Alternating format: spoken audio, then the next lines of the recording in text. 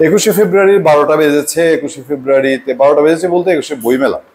বইমেলার সবচেয়ে আলোচিত টপিক ছিল যে প্রধান উপদেষ্টার প্রেস সচিব শফিকুল আলম তিনি একটা ডাস্টবিনে শেখ হাসিনার ছবি দেয়া, সেখানে ময়লা ফেলতে গিয়ে। এর চেয়ে বইপত্র নিয়ে হুলস্থুল এবং পাবলিক সমাগম কি হয়েছে না হয়েছে। 21শে ফেব্রুয়ারি শহীদ মিনার কেন্দ্রিক বহু কাণ্ড কারখানা হয়েছে, রাষ্ট্রপতি কেন্দ্রিক হয়েছে। এরপর একটা আনকমফোর্টেবল জোনে বাংলাদেশের একটা বড় অংশ কিনা দেখেন, বারবারই অস্বস্তি এবং বিতর্ক, একটা 24-এর সাথে 71 বিতর্ক এইসবের মধ্যে দিয়ে, এবং বাংলাদেশি কালচার, বাঙালি কালচার যেটা, এটার তুলনা করা হয় সনাতনী কালচারের সাথে। করতে করতে গিয়ে এখন মঙ্গল শোভাযাত্রার 14টা বাজার উপক্রম কিনা, এবং মঙ্গল শোভাযাত্রা এটার মধ্যে কি হিন্দুয়ানি ব্যাপার স্যাপার আছে। আমরা দীর্ঘদিন শুনে এসেছি যে এটা নাকি মৌলবাদীরা এগুলা বলে, বা অহেতুক ধর্মের রং লাগিয়ে বাঙালি কালচারকে প্রশ্নবিদ্ধ করার চেষ্টা করে।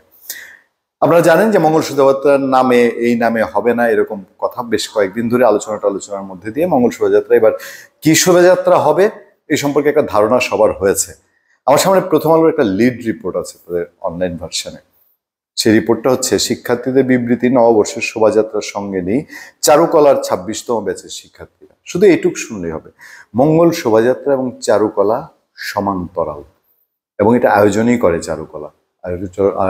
মঙ্গল শোভাযাত্রা চারুকলা যারা পড়ে তাদের বছরের ঈদ, আমাদের ঈদ, পূজা পার্বণ, এগুলোর যে উৎসব, তার চেয়ে বড় উৎসব হচ্ছে চারুকলার ছবি। দিন রাত অক্লান্ত পরিশ্রম করে তারা এটা দাঁড় করায়। সেটার 26তম ব্যাচের তারা এই মঙ্গল শোভাযাত্রায় নেই। কি অমঙ্গলের ভয় পেয়েছে তারা, চলুন একটু জেনে নেই। ঢাকা বিশ্ববিদ্যালয় চারুকলা অনুষদের 26তম ব্যাচের শিক্ষার্থীরা, মানে 17-18 সেশন যাদের, বুধবার মঙ্গল শোভাযাত্রার বিষয়ে স্পষ্ট বিবৃতি দিয়েছেন। এবারের বৈশাখের আয়োজনের সঙ্গে তাদের কোনো প্রকার সম্পৃক্ততা নেই বলে উল্লেখ করেছেন। আচ্ছা, তবে চারুকলা অনুষদের ডিন বলেছেন উদ্দেশ্যপূর্ণভাবে একটি গ্রুপ বিতর্ক সৃষ্টির চেষ্টা করছে। জবাবদিহি নিশ্চিত করতে এবছর ছাত্র শিক্ষক সবার সম্মিলনেই শোভাযাত্রা আয়োজন করা হচ্ছে। 26তম ব্যাচের শিক্ষার্থীদের বিবৃতিতে বলা হয়েছে, মূলত বৈশাখ প্রতি বছর আনুষ্ঠানিকভাবে নির্দিষ্ট ব্যাচের তত্ত্বাবধানে এবং সম্পূর্ণভাবে শিক্ষার্থী ও শিক্ষকদের যৌথ প্রয়াসে আয়োজিত হয়ে থাকে, যে আয়োজনের সম্পূর্ণ অর্থ অনুষদের শিক্ষার্থী ও শিক্ষকদের শিল্পকর্ম বিক্রির মাধ্যমে সংগ্রহ করা হয়। চারুকলার রীতি অনুযায়ী যা এবছর আমাদের ব্যাচের দায়িত্ব হওয়ার কথা ছিল, কিন্তু এবারের আয়োজন একেবারেই চারুকলা অনুষদের পূর্বাপর রীতির ব্যতিক্রমীভাবে কোনো রকম শিক্ষার্থীদের সম্মতি ও সম্পৃক্ততা ছাড়া শুধু শিক্ষকদের সিদ্ধান্তে করা হচ্ছে, যা আমাদের বিশ্বাস ও ধারণার সঙ্গে সঙ্গতিপূর্ণ নয়। শুধু শিক্ষকদের সঙ্গে করা হচ্ছে, এবং শিক্ষক কি তারা একটা নির্দিষ্ট ধ্যান ধারণার? আর একটুখানি জানি আমরা। এছাড়া এবার একাডেমিকভাবে বৈশাখ আয়োজন করার এই সিদ্ধান্ত অনুষদে অধ্যয়নরত শিক্ষার্থী, ছাত্র প্রতিনিধি কারোর সঙ্গে কোনো রকম পূর্ব আলোচনা ছাড়াই একটি নির্দিষ্ট ছাত্র শিক্ষক গোষ্ঠীর সম্পৃক্ততায় খুবই অতর্কিতভাবে নেওয়া হয়েছে। নির্দিষ্ট ছাত্র শিক্ষক, বৈষম্য হয়েছে না? তাইলে আরেকটা বড় নির্দিষ্ট অংশের সঙ্গে কোনো মতামত নেই, তাহলে বৈষম্য বিরোধী না এখন একটা সমাজ? এই প্রশ্নটা আমরা তুলতে পারি না? দেখেন, শিক্ষার্থীরা বিবৃতিতে আরো বলছেন, শোভাযাত্রার জন্য বানানো স্ট্রাকচারের ডিজাইন ও আইডিয়া, কাঠামোর নকশা ও ভাবনা সম্পূর্ণ শিক্ষকদের দেওয়া। চারুকলার আপামর সাধারণ শিক্ষার্থী এর সঙ্গে কোনোভাবেই সম্পৃক্ত, অবগত নন। শহীদ আবু সাইদকে নিয়ে স্ট্রাকচার তৈরি সম্পর্কেও তারা অবগত ছিলেন না, এবং কারো ব্যক্তিগত মতাদর্শে আঘাত দেওয়ার পক্ষেও তারা নন।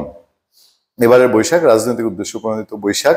বিবৃতিতে এমনটি উল্লেখ করে শিক্ষার্থীরা বলেছেন, এই আয়োজনে সম্পূর্ণ ব্যক্তিবর্গের চাটুকারিতাপূর্ণ মনোভাবের কারণে আমরা শিক্ষকদের আয়োজন করা বৈশাখের আনুষ্ঠানিকতা শোভাযাত্রা সমর্থন করছি না। আমি 26শে মার্চ 2025 মহান স্বাধীনতা দিবসের দিন কথা বলছি। আমার না লাভ দিয়ে আজকে থেকে 14 এপ্রিল পয়লা বৈশাখে চলে যেতে ইচ্ছে করছে। শিক্ষার্থীরা এটা বলছে যে এই শোভাযাত্রা কি হবে, শহীদ আবু সাইদের স্ট্রাকচার, তারপরে আর কি কি থাকবে। শিক্ষার্থীরা যেটা বলছেন বিভিন্ন চাটুকারিতার একটা শোভাযাত্রা হবে।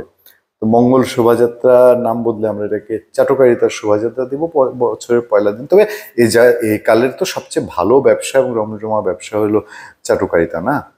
চাট, স্যান্ডেল, চাট, মর্দন, জিবা দিয়ে চাটা, এটা এই কালে খুব ইনভেস্টবিহীন, এবং যার এই যোগ্যতাটা আছে সেই এই কালে আছে। এই কাল বলতে আমি শুধু প্রফেসর ইউনূসের এই অন্তর্বর্তীকালীন সরকারের কাল বলছি না, মানে আমাদের রাজনৈতিক কালচার যে জায়গায় আসছে, আওয়ামী লীগ, বিএনপি বা এখন এই অন্তর্বর্তীকালীন সরকারের সময় চাটুকার জয় জয়কার, চাটুকারময় শোভাযাত্রা হবে। দেখি না কি হয়।